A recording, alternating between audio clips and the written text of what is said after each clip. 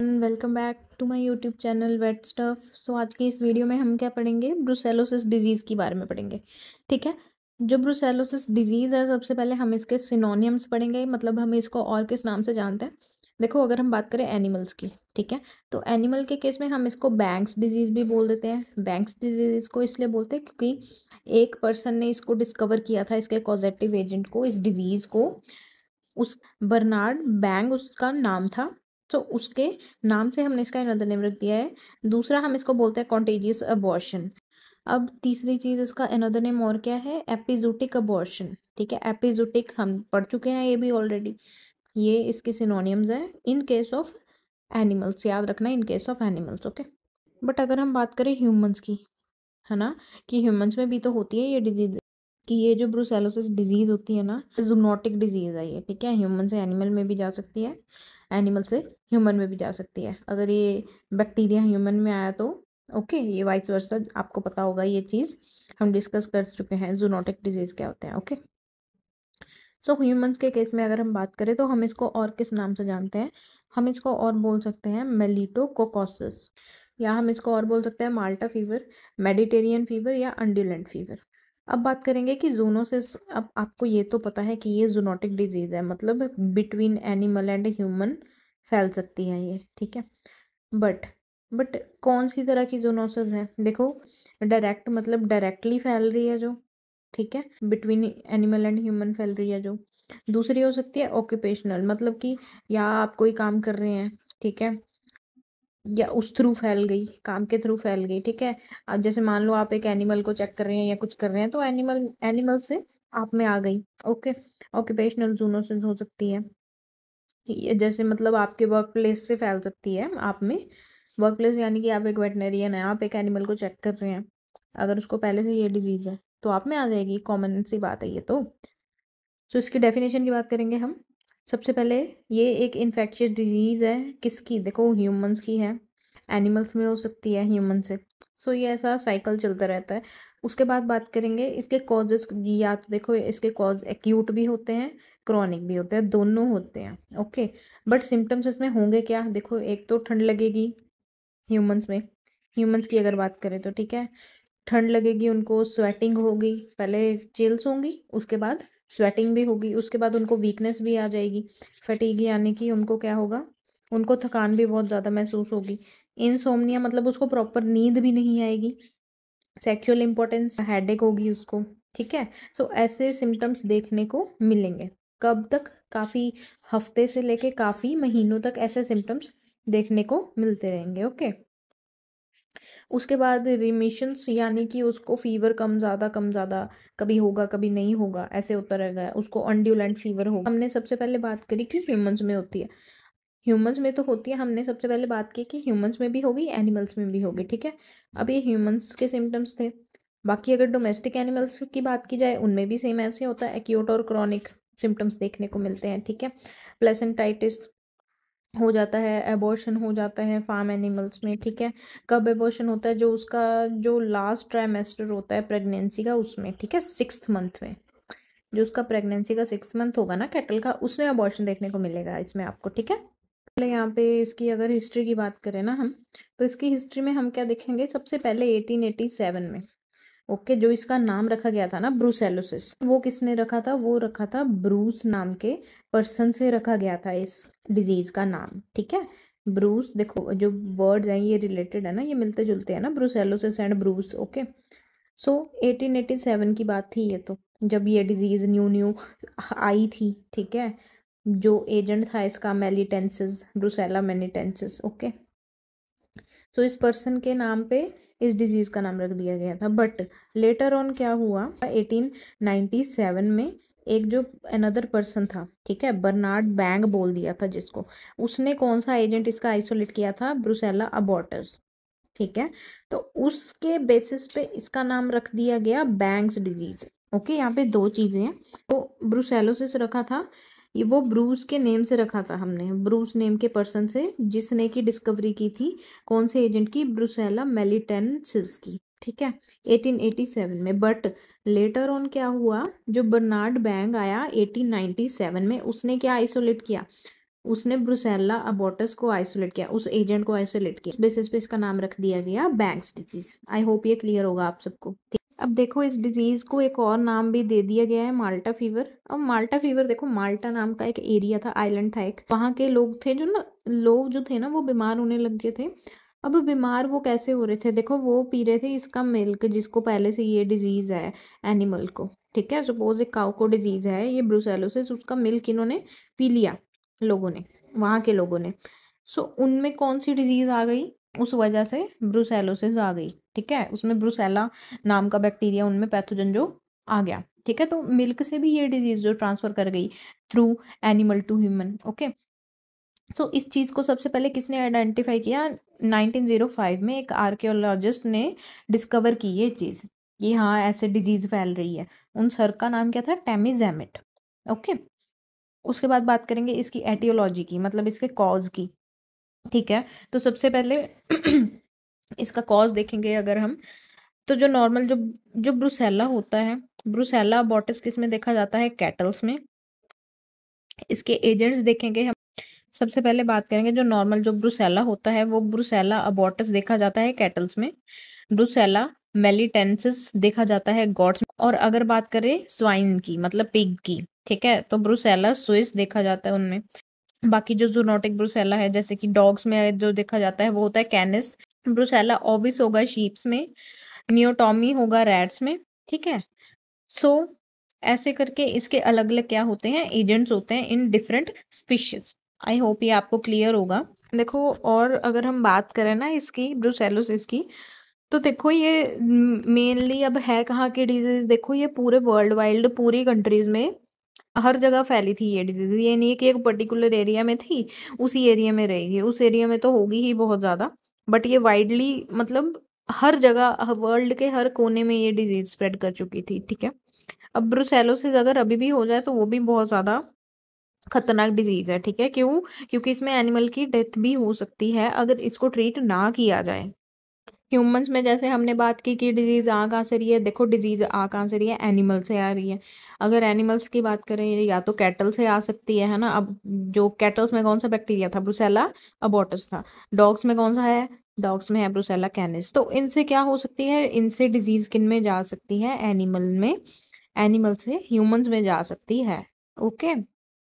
In case अगर bitches में क्या हो जाता है, अबॉर्शन हो जाता है, तो अगर हम उनके कांटेक्ट में भी आ रहे हैं ना तो फिर भी हो सकती है ये, ठीक है।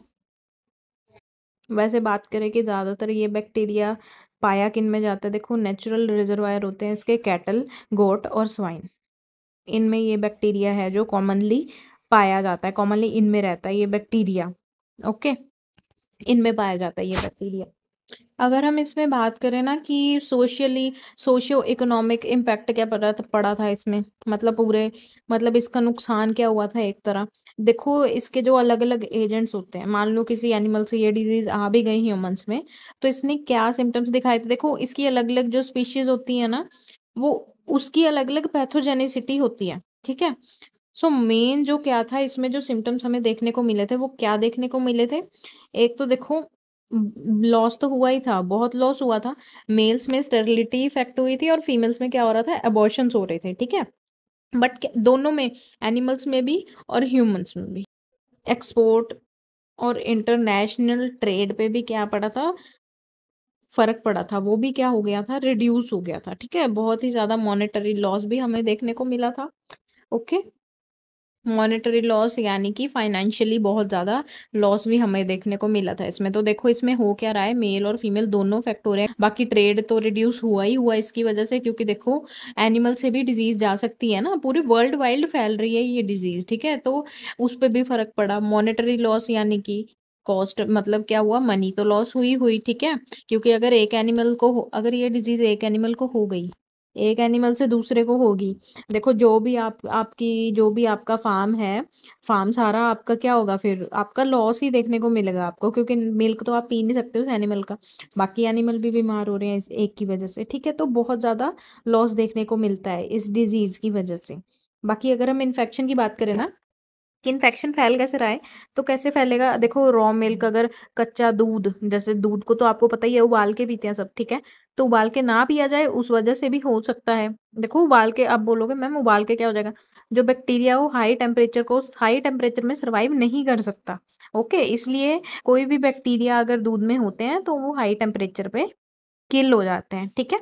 इसलिए दूध को हमेशा उबाल के पीना चाहिए। रॉ वेजिटेबल्स, जो कच्ची वेजिटेबल्स है, ठीक है, अगर वो कंटेमिनेटेड है किससे, उसके एक्सक्रीटा से, एनिमल के फीकल मैटर से, एक्सक्रीटा से कंटेमिनेटेड है, ठीक है, तो उस वजह से भी हो सकती है। बाकी अगर हम बात करें कि जो इन्फेक्टेड, अब एक एनिमल है, एनिमल की किसी भी तरह की सिक्रेशन है, चाहे उसका क्या है, चाहे उसका एक्सक्रीटा ही है, तो उससे भी डिजीज फैलेगी, मतलब उसके फीकल मैटर से भी डिजीज फैल सकती है बच्चे, ठीक है। अब बात करेंगे और क्या, देखो एक्सक्रीशंस में कुछ भी हो सकता है, डिस्चार्ज हो सकते हैं अलग अलग, ठीक है, चाहे यूरिन हो गया, चाहे फीकल मैटर हो गया, चाहे जैसे हमने बोला ना अबॉर्शन, तो वो जो उसका प्लेसेंटा होगा उससे भी क्या हो सकती है, डिजीज फैल सकती है, एबॉर्टेड फीटस से भी फैल सकती है।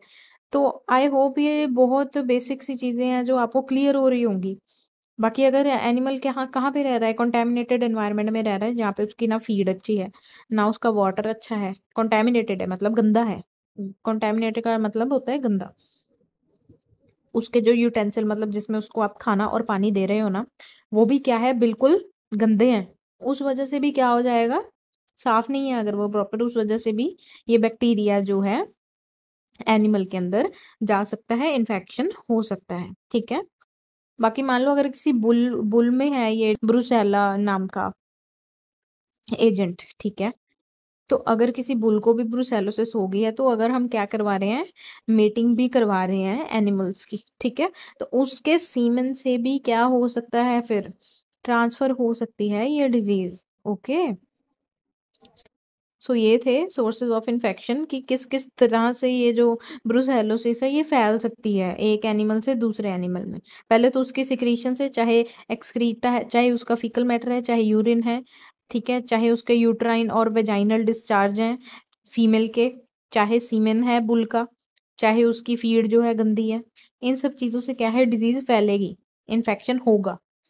ओके, अगर हम बात करें ना इसकी ट्रांसमिशन की कि ह्यूमंस में कैसे फैल रही है ये, तो ह्यूमन देखो ह्यूमन में कैसे फैलेगी, वैसे तो ये चीजें हम डिस्कस कर चुके हैं, अभी जस्ट जो डिस्कस किया है इसमें वही पॉइंट्स आएंगे कि सबसे पहले drinking of infected raw milk, मतलब कच्चा दूध नहीं पी सकते आप उस एनिमल का जिसको ये डिजीज है।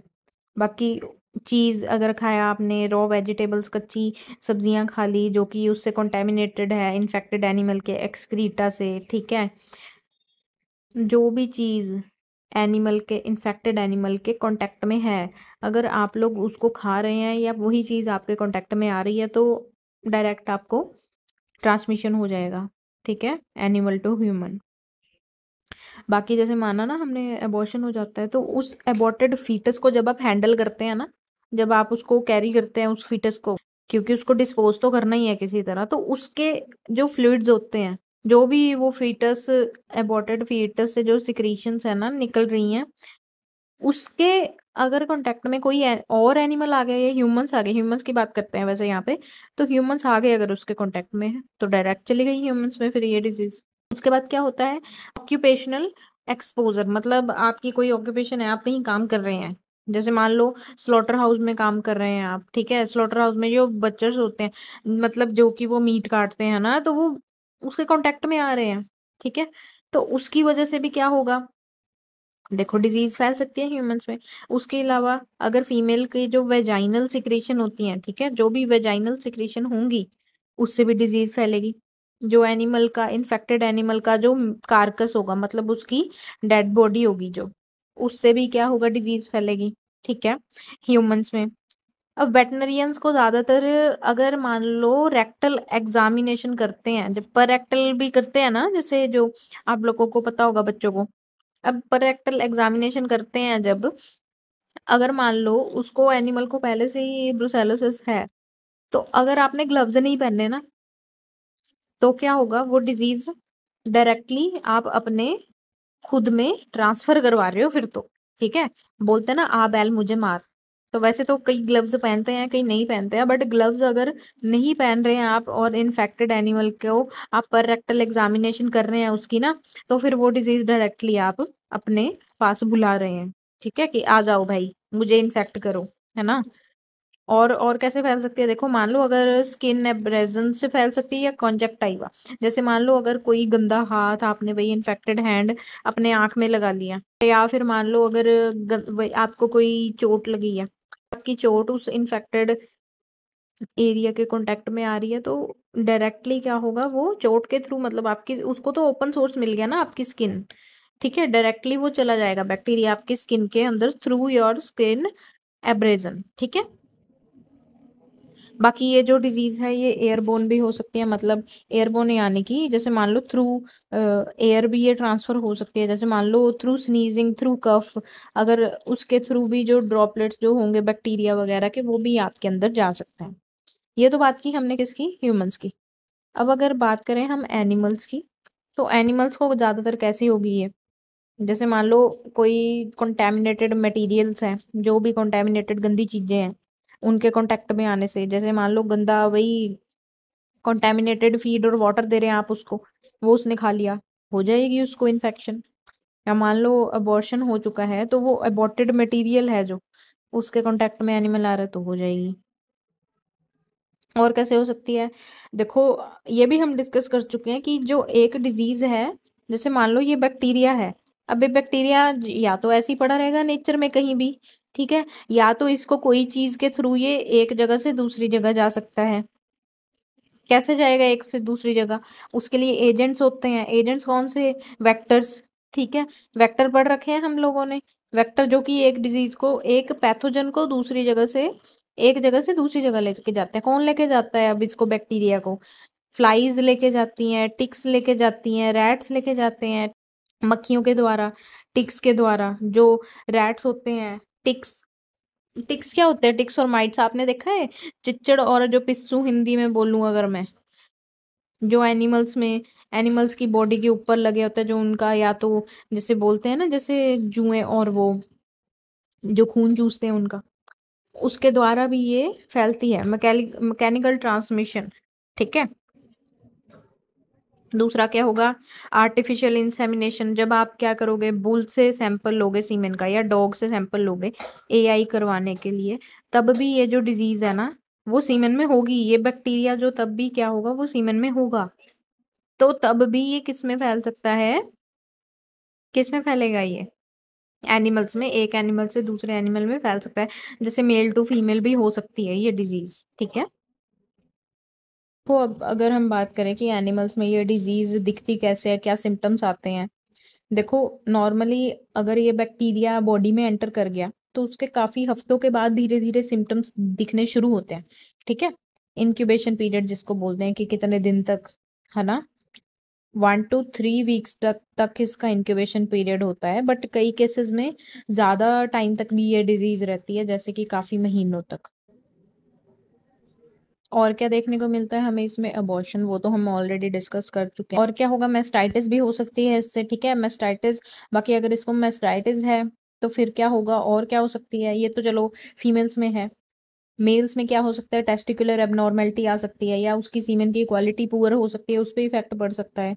ठीक है, तो ये सारे सिम्टम्स होंगे किसमें, एनिमल्स में, जो हमें देखने को मिलेंगे। ओके, उसके बाद बात करें हम अगर इंक्यूबेशन पीरियड की मैन में, अगर ह्यूमंस में बात करें ना, तो कितने टाइम तक रहेगी ये, 1 to 3 वीक्स तक रहेगी ये डिजीज। उसके बाद अगर हम बात करें तो ये डिजीज और कैसी कंडीशन लेके आ सकती है मैन में, ह्यूमंस में, सेप्टिसेमिक डिजीज भी बोला, इस डिजीज को सेप्टिसेमिक डिजीज भी बोला जाता है। सेप्टिसेमिक क्यों, देखो सेप्टिसेमिक एक ऐसी कंडीशन होती है जिसमें कि क्या होता है, एक बैक्टीरिया ब्लड में आ जाता है। देखो अगर बैक्टीरिया ब्लड में ही आ गया, अगर बैक्टीरिया ब्लड में ही आ गया तो फिर इन्फेक्शन और ज्यादा कर सकता है वो, क्योंकि आपका जो ब्लड है आपकी पूरी बॉडी में जाता है, पूरी पूरी बॉडी में सर्कुलेशन होती है ब्लड की। ठीक है, तो पूरी बॉडी में ये डिजीज, पूरी उसको मौका मिल गया अब कि पूरी बॉडी में रहे वो, पूरी कहीं भी जाके इन्फेक्शन कर सकता है वो, किसी भी ऑर्गन में जाके। ठीक है, इसके बाद और चलो ये तो सेप्टिसिमिक डिजीज बोल दिया हमने इसको, और हमें क्या देखने को मिलता है इसमें, फीवर देखने को मिलता है। अब फीवर भी कैसा होगा, रेगुलर रेगुलर नहीं होगा कि मतलब फीवर है, रह रहा है, बस फीवर रहेगा उसको, ऐसे नहीं होगा। फीवर होगा, कभी ज़्यादा होगा इसमें, कभी कम होगा। आपने बात की ना इसमें चिल्स, जैसे पहले तो ठंड लगेगी, फिर स्वेटिंग हो जाएगी, मतलब पहले फीवर ज़्यादा होगा, फिर फीवर कम होगा, ठीक है। तो ऐसे अनड्यूलेंट फीवर, यानी कि इरेगुलर इंटरमिटेंट फीवर भी जिसको हम बोल सकते हैं। ओके। अब इसकी दो फॉर्म्स होती हैं, एक होती है एक्यूट, एक होती है क्रॉनिक। एक्यूट यानी कि इसकी जो स्टार्टिंग स्टेज होगी, अब स्टार्टिंग स्टेज में इसके क्या होगा, इसको ठंड लगी जैसे मैंने बताया अभी, इसको चिल्स भी होगी, स्वेटिंग भी होगी, क्योंकि इसको क्या होगा, फीवर हो रखा है, ठीक है। फीवर कम ज़्यादा होता रहेगा इसको। वीकनेस देखने को, फीवर में वीकनेस देखने को मिलती है हमें, ठीक है। वीकनेस हो सकती है, या एनिमल को फटीग हो सकता है, मतलब वो बिल्कुल थकान महसूस करेगा। दूसरा क्या है, टेम्परेचर जो है नॉर्मल रहेगा दिन के टाइम, बट आफ्टर मून क्या कर देगा, रात को क्या हो जाएगा, टेम्परेचर ज़्यादा हो जाएगा, बाकी उसको नींद नहीं आएगी प्रॉपर, इंसोम्निया हो जाएगा। और क्या होगा उसको, और नोज़िया भी देखने को मिलेगा। नोज़िया यानी कि जो फीलिंग होती है किसकी, कि वॉमिट आ रही है ना, जस्ट वो फीलिंग, तो उसको नोज़िया बोल देते हैं। नोज़िया के अलावा हेडेक होगा उसको, एनोरेक्सिया, भूख नहीं लगेगी, एथरालजिया, ठीक है, एथरालजिया, वह बिल्कुल रेस्टलेस फील करेगा वो, मस्कुलर और बॉडी पेन होगी उसको, वेट लॉस हो जाएगा, सेक्सुअल इम्पोर्टेंस हो जाएगी उसकी, और काइटिस होगी मेल में, मतलब इन्फ्लेमेशन ऑफ जो सेक्सुअल ऑर्गन्स होते हैं उनकी इन्फ्लेमेशन, ठीक है। तो ऐसे सिम्टम्स देखने को मिलते हैं। उसके अलावा न्यूरोलॉजिकल सिम्टम्स भी होते हैं। न्यूरोलॉजिकल यानी कि it is related with brain, brain में मतलब और क्या सिम्टम्स देखने को मिलेंगे इसमें हमें, जैसे इरिटेशन होगी उसको, नर्वसनेस होगी, या डिप्रेशन में भी जा सकता है वो, अगर वो जो बैक्टीरिया है अगर वो ब्रेन तक पहुंच जाता है तो, ठीक है। बट ये तो था कि इसका एक्यूट फॉर्म में। अब क्रॉनिक फॉर्म में क्या हो सकता है, क्रॉनिक फॉर्म में क्या होगा, देखो सिम्टम्स जो होंगे उसके अनड्यूलेंट होंगे, मतलब उसमें टेम्परेचर का फर्क पड़ेगा, उसको एक्यूट अटैक आ सकते हैं उसको। क्रॉनिक में जो उसको सिम्टम्स पहले थे एक्यूट में, वो सिम्टम उसको धीरे धीरे करके, वो बहुत अगर ट्रीट नहीं किए गए तो उसको मंथ में तो चलो काफ़ी हफ्तों से रह रही है ये बीमारी, फिर महीने रहेगी, फिर उसके बाद उसको कितना टाइम रहेगा, पूरे साल लग जाएंगे इसको, तो ठीक है। ऐसे ये डिजीज़ ऐसे चलती ही रहेगी इंटरमिटेंटली, यानी कि कभी होगा कभी नहीं होगा, कभी बहुत ज़्यादा हो जाएगा, ठीक है, ऐसे चलती रहेगी ये डिजीज़। सो इसको जब तक डायग्नोज ना किया जाए, इसको प्रॉपर ठीक ना किया जाए, ये ऐसे ही रहती है ये डिजीज़, ठीक है। एंटीबायोटिक से 80% तक तो ये डिजीज़ वैसे सॉल्व कर दी गई है, क्योर कर दी गई है, ठीक है। बट इसमें क्या होता है, जो केस फर्टिलिटी रेट होता है वो 2% तक रहेगा अगर इसको ट्रीट ना किया गया। यानी कि अगर इस कंडीशन को क्या किया गया, टाइमली डायग्नोस नहीं किया गया ना, तो ये डिजीज़ क्या होगी, फिर ठीक ही नहीं होगी, इस डिजीज़ की वजह से डेथ भी हो सकती है। तो ये 2% रेट देखा जाता है। ये देखो केस फर्टिलिटी रेट कब ज़्यादातर देखा जाएगा, अगर ये डिजीज़ के बारे में आप लोगों को अवेयर ही नहीं कर रहे हैं, लोग डायग्नोस ही नहीं कर पाएंगे, उनको पता ही नहीं होगा कि अच्छा ये डिजीज़ है, तो इस डिजीज़ के ऐसे सिम्टम्स होते हैं, तो वो ट्रीट ही नहीं कर पा रहे। अगर वो ट्रीट कैसे करेंगे इसको? उनको लगेगा नॉर्मल फीवर है, हो जाएगा ठीक, अगर तो फिर ये डिजीज ठीक ही नहीं हो पाएगी, उस वजह से जो लोग हैं वो मर भी सकते हैं। बाकी इसको डायग्नोस कैसे कर सकते हैं, इसके साइन के बेस पे, कि हाँ इसके क्या क्या क्या साइन है, क्या क्या सिम्टम दिख रहे हैं, उस बेस पे हम डायग्नोस कर सकते हैं, ठीक है। क्या हो सकता है, अगर ईएसआर बढ़ गया है तो भी हम इसको तो भी हमें पता लग सकता है। ईएसआर अगर बढ़ा है तो उससे हमें पता लग सकता है। ईएसआर क्या होता है, एरिथ्रोसाइट सेडिमेंटेशन रेट, ठीक है, इतना ब्रीफ में जाने की जरूरत नहीं है। ईएसआर टेस्ट से हमें पता लग सकता है कि इस अगर वो बड़ा हुआ है तो यानी कि उसको ये डिजीज ब्रुसेलोसिस हो सकती है। इससे टेस्ट से हमें मेनली पता क्या लगता है, इन्फ्लेमेशन बताती है कि हाँ पूरी बॉडी में इन्फ्लेमेशन ज़्यादा है या कम है, ठीक है। तो इन्फ्लेमेशन मैंने आपको बताया कि ब्लड ब्लड में पहुंच गया अगर बैक्टीरिया, तो क्या कर सकता है वो, अलग अलग ऑर्गन्स में जाके उनको नुकसान पहुंचाएगा। सबसे पहले नुकसान क्या पहुंचा सकता है, देखो अगर उसकी लाइनिंग कोई खराब कर देगा तो इन्फ्लेमेशन होगी। ओके। तो ऐसे आप पता कर सकते हैं ईएसआर से अगर बड़ा है तो। बाकी और क्या कर सकते हैं हम, ब्लड टेस्ट कर सकते हैं, ठीक है। ब्लड के थ्रू हम डिटेक्ट कर सकते हैं ब्रूसेला के एजेंट्स को, कि हाँ ब्रूसेला प्रेजेंट है या नहीं है। या फिर बोन मैरो से ले सकते हैं सैंपल हम, स्टर्नम से, या फिर हम उसके लिम्फ नोड से डिटेक्ट कर सकते हैं, ठीक है। बाकी और सिम्टम्स क्या हो सकता है, सीरोलॉजिकल, सीरोलॉजिकली भी डिटेक्ट कर सकते हैं इस एजेंट को, कैसे, थ्रू स्पार्ट टेस्ट। अब स्पार्ट टेस्ट कौन सा होता है, स्टैंडर्ड प्लेट एग्लूटिनेशन टेस्ट, या रोज बंगाल टेस्ट कर सकते हैं, उसके थ्रू आप डिटेक्ट कर सकते हैं। रोज बंगाल प्लेट एग्लूटिनेशन टेस्ट, लाइजा और पीसीआर, इन सब टेस्ट के थ्रू आप क्या कर सकते हैं, डिटेक्ट कर सकते हैं, डायग्नोस कर सकते हैं ह्यूमंस।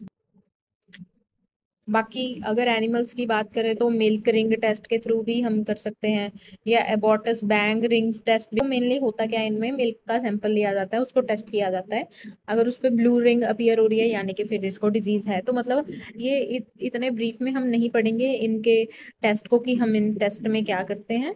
ठीक है, अगर आपको जानना है कि क्या होता है तो मेरे को आप कमेंट सेक्शन में बता सकते हो, मैं अलग से इस पे वीडियो बना दूंगी।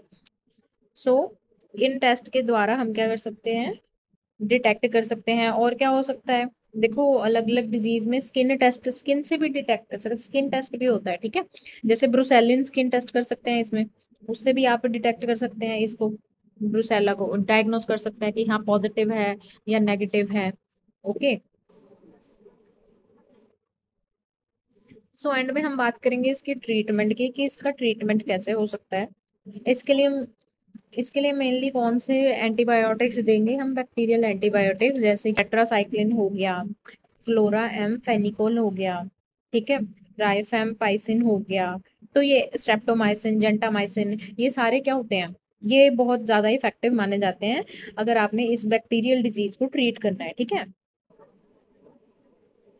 बाकी इसमें ये तो सिंगली अगर बात करें तो आप इनको एक एक करके ये मेडिसिन आप इनको दे सकते हैं, ये एंटीबायोटिक्स आप इसको दे सकते हो एनिमल को।